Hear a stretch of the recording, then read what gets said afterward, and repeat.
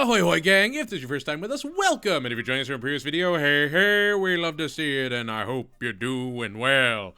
That's right, it's a new week, which means it's time for a new episode of American Dad. Did it dethrone the top episode of the season so far, which is probably still Flume Room to me? Personally, no. But I don't think it's bad. It does a lot of important things that we needed to see out of an American Dad episode this season. And so we've got to ask what worked, what failed, what Klausenings will be curtailed. The best kind of whipped cream comes from a can. It's time to review Camera Stan. Best whipped cream comes from a can. What?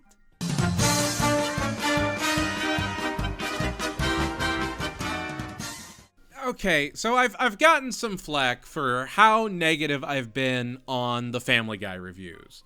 And it's not that I hate Family Guy, and I have to be abundantly clear on that.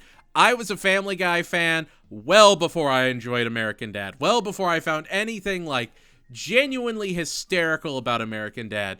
I was a die-hard Family Guy fan.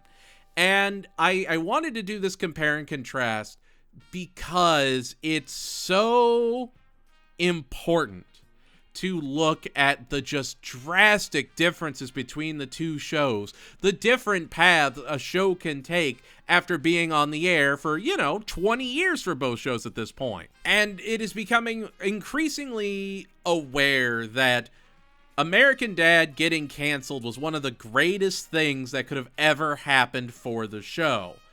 Because having that freedom of being on TBS, of being able to appeal to a late night comedy audience that primarily watches you on streaming or on special Happy Tobacco, it allowed them to be more experimental. Whereas Family Guy has to keep trying to appeal to the most common denominator.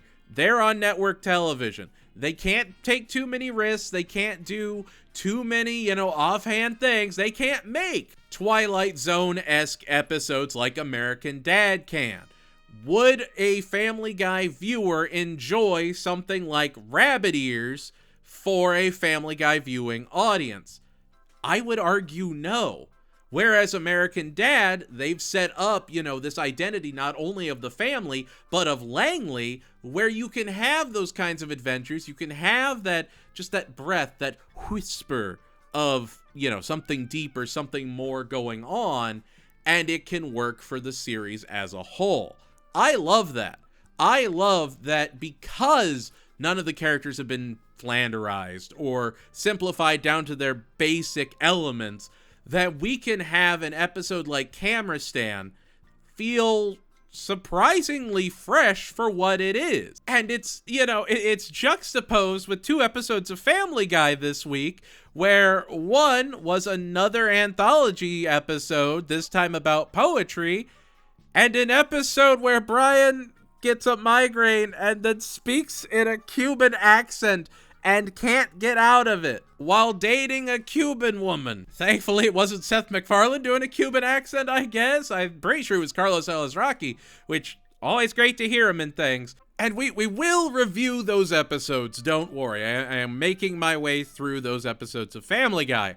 But when we look at Camera Stan, the A-story has the family watching Stan's real-world audition. They're absolutely losing it because Stan has a bad habit of doing the weirdest things on camera or when he has a ton of attention on himself, which is a trait that's been set up for years. If he's ever put on the spot, he will always be his weirdest and oddest self. Look at Pinata Man. He couldn't act. He couldn't do anything until he was able to get out of his head.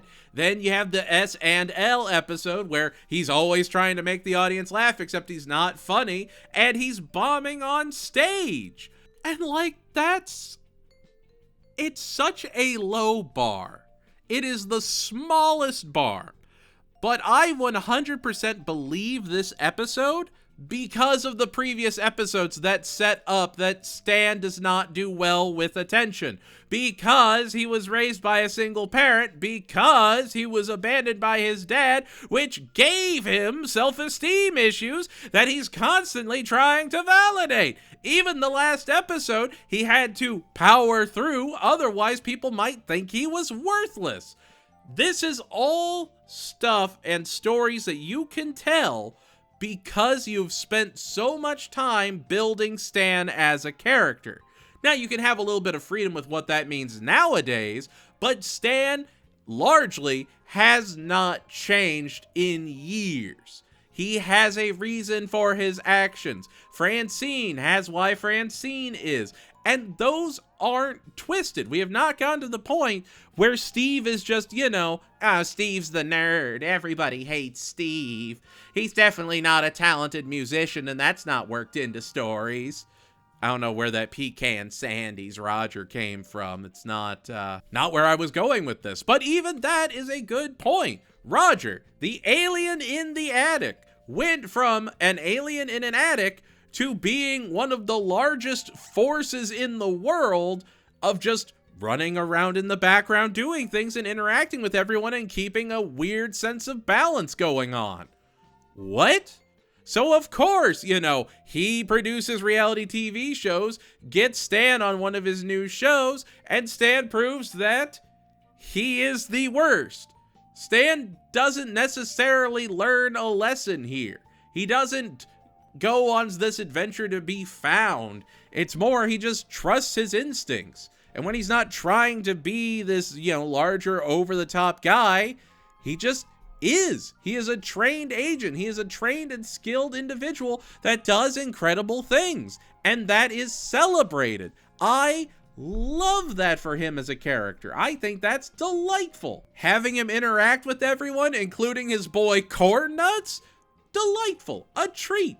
And, Stan having frosted tips, that's a callback. That's a reference that we keep getting callbacks to. Remember that? Remember when a show trusted the viewer and said, hey, you know what?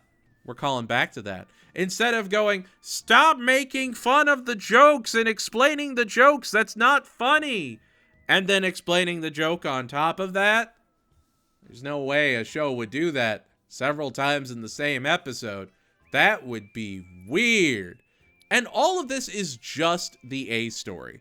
That's the part that gets me the most. All of this is the A story. The killer Canadians, Stan impersonating a guy with a sausage mustache, all the A story. What's the B story? The B story is Klaus is owed a favor by Dr. Weitzman. So he's determined to get his own Klaus, turning the barista at his coffee shop into a snail, and they proceed to freak out because they are now a snail and know nothing about being a snail. So of course, Klaus turns all the other baristas at the coffee shop into snails so that they can keep quiet about all this and keep it on the DL. And I gotta say two very important things about this episode, because it did three important things. One, this episode broke out of the house. This was an episode that didn't just involve the family. It didn't just involve the CIA. Here we have Stan doing something for Stan, going onto this show, interacting with other people. Sure, the executive producer is Roger, but it's not like he's competing against the family. He's competing against his boy Corn Nuts, or Swerve Queen, or Izzy, or Angelica.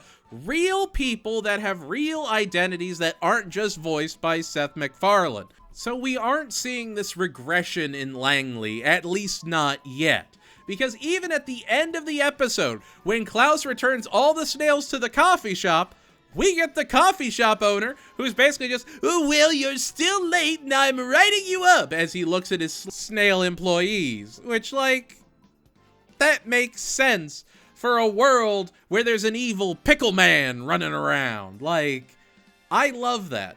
I love that it's not just in a cutaway. It is not in this protected dimension where it can't bleed into the real world. They just make do with the fact that they're snails now. There's no, and things will be back to normal next week. Bop, bop, bop, bop, bop. I'm a Lawbert, God's favorite law baby. No, you don't get that. You get Langley just got weirder. There's snails in the coffee shop now. Oh yeah, and Klaus, the Florida fish. Everyone loves Klaus, the fish from Florida. But it's like, okay, it also establishes that Dr. Weitzman owes a lot of fish favors, which makes sense. This is not the first time Klaus and Weitzman have worked together on something. All the family help Stan get away from the cameras so that he can save the day. This is American Dad. This is what we need in the core of American Dad. Is it the best episode of the show? No. Is it a very safe episode that does all the elements I need it to for an American Dad episode? Yes. And that's what makes it different. This is an opportunity to shine. There's no depth to something like Pumpkin Spice Girls compared to Camera Stan. Camera Stan never breaks the Bible. It never goes against what the show is allowed to do. It elevates it. It counts on you having seen previous episodes of American Dad to realize how much this makes sense. And the jokes are okay. It works enough. It never felt like it existed just to pad out a season order. They had an idea, they ran all the way with it, and while it wasn't an episode for me, it was still really solid. Camera Stan is a snail screaming endorsed 8 out of 10.